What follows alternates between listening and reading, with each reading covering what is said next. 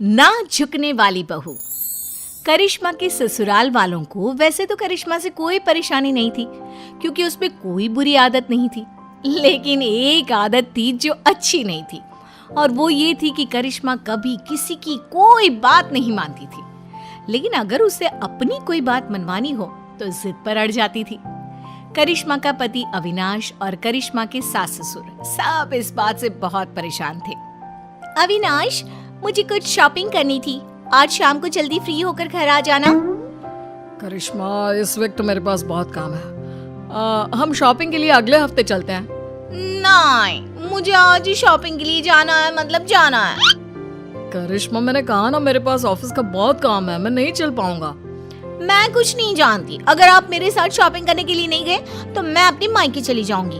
और तुम्हारी मम्मी की तबीयत पहले से ही खराब है, सोच लो कौन ध्यान रखेगा उनका। अरे बेटा, तुम कभी तो अपने पति की बात सुन लिया करो। एक हफ्ते में क्या बिगड़ जाएगा। मैंने कह दिया सो कह दिया, मैं झुकूंगी नहीं। शाम को अविनाश करिश्मा को शॉपिंग के लिए लेकर जाता है। अविनाश, मुझे ये ड्रेस बहुत पसंद आ रहा है। अरे लेकिन ये पूरे 20,000 का है। तो क्या हुआ, मुझे ड्रेस पसंद है और मुझे लेना है। करिश्मा, इस बार बजट थोड़ा गड़बड़ हो गया यार, अगले महीने तुम ये ड्रेस ले लेना। कभी तो अपनी जिद छोड़ दिया करो ना डार्लिंग। मैं यही ड्रेस लूंगी, कहा ना, मैं झुकूंगी नहीं। कुछ दिनों के बाद, करिश्मा बेटा, अविनाश के मामा जी हमारे घर आ रहे हैं। देखो, हमारे सामने तो तुम कैसे भी कपड़े पहन लेती हो, लेकिन उनके सामने बस एक दिन के बाद बेटा साड़ी पहन लेना। हाँ? अरे, अविनाश के मामा जी आ रहे हैं तो मैं क्यों साड़ी पहनूं? करिश्मा, हम सब तुम्हारी बात मान लेते हैं ना, कभी तुम भी तो हमारी कोई बात मान लिया करो। कितनी बार कह चुकी हूँ, मैं झुकूंगी नहीं। अगले दिन, और अविनाश, हमारे घर की बहू है तो साड़ी पहन कर रहती है, तुम्हारी बहू तो पजामा टी शर्ट पहन कर घूम रही है। अब क्या बताएं, बहुत समझाने की कोशिश की, लेकिन किसी की बात नहीं सुनती। हर बात पे कहती है मैं झुकूंगी नहीं। मैं बात करने की कोशिश करता हूँ। अरे करिश्मा बेटा, जरा इधर तो आओ। जी मामा जी, बताइए क्या हुआ? अरे वैसा तो तुम बहुत प्यारी हो बेटा, लेकिन तुम्हें इतना तो पता होगा ना कि कोई बड़ा घर आता है तो उसके पैर छूने चाहिए। देखिए मामा जी, मैं किसी के आगे झुकती नहीं, दिल से सबकी रिस्पेक्ट करती हूँ। मैं झुकूंगी तो बिल्कुल भी नहीं। सुन लिया आपने मामा जी, समझा समझा कर थक गए, हम किसी की नहीं सुनती। कुछ दिनों के बाद, मम्मी जी, आज मेरी सहेली ने मुझे किसी जरूरी काम से बुलाया था, तो आज अविनाश के लिए खाना आप बना देना। ठीक है बेटा, कोई बात नहीं, मैं बना दूंगी खाना। तुम आराम से अपनी सहेली से मिलकर आ जाओ, कोई बात नहीं, जो भी काम है करके आओ, ठीक है? थैंक यू मम्मी जी। अरे मम्मी, करिश्मा आपकी कोई बात नहीं सुनती, और आपने कितनी आसानी से उसकी बात मान ली। इस घर में सब उसकी बात मानते हैं, लेकिन वो किसी की बात नहीं सुनती। बात तो तुम्हारी ठीक है बेटा, लेकिन हम कर भी क्या सकते हैं। जब भी उसे समझाते हैं बस एक ही बात कहती है, मैं झुकूंगी नहीं। तो मम्मी, आपको भी उससे कहना चाहिए था ना, घर का खाना बना कर जाए। आपको भी उसकी बात नहीं सुननी चाहिए थी। अरे बेटा, बहू है वो मेरी, अब क्या मैं उसके बराबर ही करूंगी? और तुम्हारे लिए ही तो खाना बनाना था। अरे कोई बात नहीं बेटा।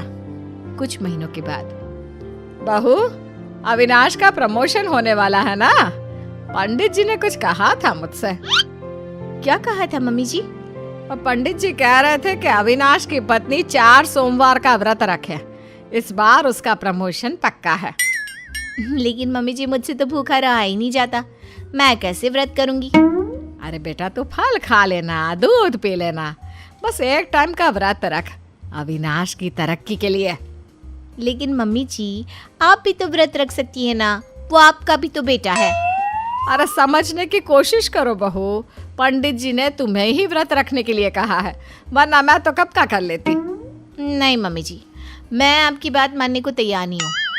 अरे बेटा, कभी कोई बात सुन भी लिया करो, तुम तो कोई बात नहीं मानती मेरी।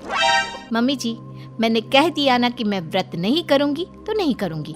कह तो चुकी हूँ कई बार कि मैं झुकूंगी नहीं। करिश्मा अपने परिवार में किसी की कोई बात नहीं सुनती। वो किसी की बात सुनकर उसे मानने के लिए तैयार ही नहीं होती। कुछ दिनों के बाद करिश्मा अपने पति अविनाश के साथ घूमने जाने का प्लान बनाती है। मम्मी जी, मैं और अविनाश 2 दिन के लिए बाहर घूमने जा रहे हैं। आपको कोई ऐतराज तो नहीं है ना? अरे नहीं बेटा, मुझे क्या परेशानी होगी, आराम से घूम कर आओ। वैसे कब निकलने वाले हो? मम्मी, मैं तो करिश्मा से कह रहा था कि सुबह के वक्त निकलते हैं ताकि शाम होते होते पहुंच जाए।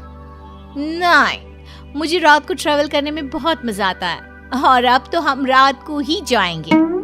लेकिन बेटा, खुद की गाड़ी से रात के वक्त ट्रैवल करना खतरनाक हो सकता है।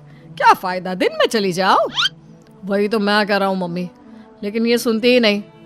मैंने कहा ना, मुझे सिर्फ रात में ही ट्रैवल करना है और गाड़ी भी तुम ही चलाओगे। बेटा, इस बार तो तुम्हें यह बात माननी ही होगी। ये तुम्हारी सुरक्षा का सवाल है। मैंने कह दिया ना, हम रात में ही जाएंगे और मैं इस बात के लिए झुकूंगी नहीं। करिश्मा की जिद के आगे अविनाश की एक नहीं चलती और वो दोनों रात को गाड़ी लेकर शहर से बाहर जाने के लिए निकलते हैं। रास्ते में अविनाश की गाड़ी खराब हो जाती है। तभी वहां पर 4-5 गुंडे पहुंच जाते हैं। इतनी रात को बेबी को लेकर कहाँ टहलने निकले हैं भाई साहब? अरे जरा वक्त का तो ख्याल किया होता। इतनी रात को अपनी बीवी को घुमाने चले हो। देखो, हम शरीफ लोग हैं, हमें जाने दीजिए। लेकिन हम तो शरीफ लोग नहीं है ना। अपनी मैडम से बोलो अपने गले का हार और ये सोने की चूड़ियां चुपचाप उतार कर दे दे। मैं तुम्हें कुछ नहीं देने वाली, जाओ यहाँ से। आए बड़ी चूड़ियां लेने वाले। अपने पति को जिंदा देखना चाहती हो तो चुपचाप ये चूड़ियां और हार उतार कर दे दो, वरना यज बचेगा नहीं। करिश्मा, अगर तुम्हें मेरी और अपनी जान प्यारी है तो अपने गहने उतार कर प्लीज इन गुंडों को दे दो। ए गुंडा किसको बुला रहे हैं? हाँ, सॉरी भाई साहब, गलती हो गई। मेरा मतलब करिश्मा, अपने गहने उतार कर इन भाई साहब को दे दो। मैं अपने गहने किसी को नहीं दूंगी। दूसरा गुंडा चाकू निकालकर अविनाश के गले पर रख देता है। अब भी नहीं दोगी तो तुम्हारे पति की गर्दन धड़ से अलग हो जाएगी, सोच लो। अरे ऐसे कैसे तुम्हारे कहने से कुछ हो जाएगा? मैंने कह दिया सो कह दिया। मैं अपने गहने नहीं देने वाली। मैं किसी के आगे झुकूंगी नहीं। करिश्मा, ये तुम्हारे घर वाले नहीं है जो तुम्हारे झुकूंगी नहीं कहने से चुपचाप बैठ जाएंगे। ये मुझे सीधा ऊपर पहुंचा देंगे। लेकिन अगर मैंने इन लोगों की बात मान ली तो मैं झुक जाऊंगी ना। अरे तो क्या परेशानी है?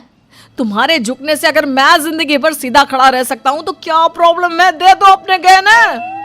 करिश्मा रोते हुए अपने गहने उतार कर उन गुंडों को दे देती है। गुंडे गहने लेकर वहां से भाग जाते हैं। करिश्मा और अविनाश वापस अपने घर पहुंचते हैं। अरे बेटा, क्या हुआ? तुम ऐसी हालत में, और करिश्मा तुम्हारे सारे गहने कहाँ हैं? मम्मी, आपका बेटा जिंदा दिख रहा है, ये कम है क्या? गहनों की छोड़ो, ये पूछो कि मैं जिंदा कैसे बच गया। अरे कैसी बात कर रहे हो अविनाश, जरा सोच समझ कर बोलो। मम्मी, आपकी ये झुकूंगी नहीं वाली बहू आज मेरी गर्दन कटवा देती अपने ना झुकने की आदत के चलते। क्या बात है करिश्मा, तुम मुझे सारी बात साफ साफ बताओ। करिश्मा अपने और अविनाश के साथ हुआ सारा किस्सा अपनी सास को सुनाती है। बहू, घर में तो तुम हमारी कोई बात मानती नहीं, सुनती नहीं, लेकिन तुमने गुंडों के सामने भी अपनी जिद चलाई। कमाल कर दिया भाई। तो क्या करती मम्मी जी, वो मेरे गहने छीन रहे थे ना। और गहने नहीं देती तो वो तुम्हारा पति छीन लेते, उसका क्या? लेकिन मैं उनकी बात कैसे मान लेती? मैं कैसे झुक जाती? अब भी तो झुकना पड़ा ना, क्योंकि उन लोगों ने तुम्हारे साथ जबरदस्ती की। हाँ, नहीं तो मैं उनसे कह देती मैं झुकूंगी नहीं। अरे ठीक है बहू, तुम्हें नहीं झुकना मत झुको। लेकिन देखो, तुम दोनों बहुत डरे हुए और थके लग रहे हो। अभी जाकर अपने कमरे में आराम करो और रात को पिकनिक पर जाने की कोई जरूरत नहीं है। ठीक है मम्मी जी, अभी तो मैं आराम करने जा रही हूँ। मैं एक बार गुंडों के आगे झुक गई, उनकी बात मान ली और अपने गहने दे दिए। लेकिन याद रखिएगा, इस घर की 4 दीवारी के अंदर तो मैं कभी भी, मेरा मतलब कभी भी मैं झुकूंगी नहीं।